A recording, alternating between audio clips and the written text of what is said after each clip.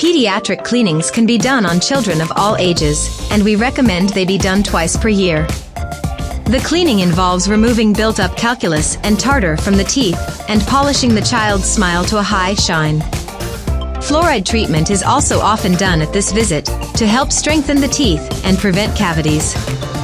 It is important that children have regular cleanings because it will help to maintain a healthy, full smile.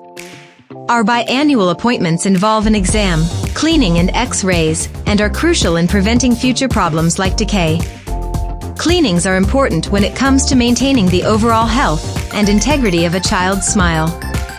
If your child is in need of a cleaning, call us today. Our friendly staff will be happy to help you schedule your appointment.